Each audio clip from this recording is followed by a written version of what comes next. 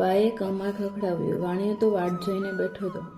પછી પાણીનો કળશો લઈને આવ્યો ને કીધું, લ્યો પગ ધોઈ નાખો. બાએ કે મારા પગ બગડ્યા નથી એમ કહીને હાથમાં ગઈ. તઈ વાણિયાએ કહ્યું, ગોરા બહુ છો, પગ કેમ કોરા રહ્યા? બાઈ કે તમારે પૂછવાનું શું કામ છે? તઈ વાણિયાને વિચાર થયો કે આ બાઈ તો કોક સતી જેવી લાગે છે.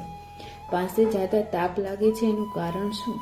પછી બેઉએ કહ્યું. તઈ બાઈએ કહ્યું, મારો ધણી ખંભે બેહારીને મૂકી ગયો છે.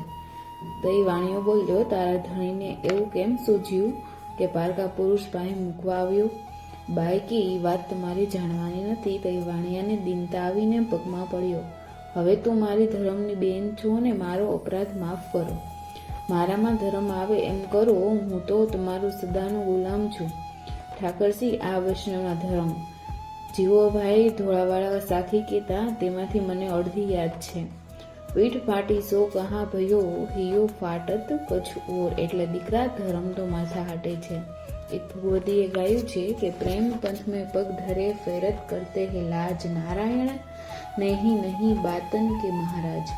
વાતો કરનારા તો ઘણાય મળે પણ વર્તનાર થોડા. એ તો ભગવાનને જેને દાન કર્યું હોય ને એ વર્તી શકે. બીજી સખીમાં કહે છે, ચોસર બીસી સ્નેહક લગે શિષ્કે દાવ, નારાયણ આશક બીના કો ખેલે ચિચ્ચાવ.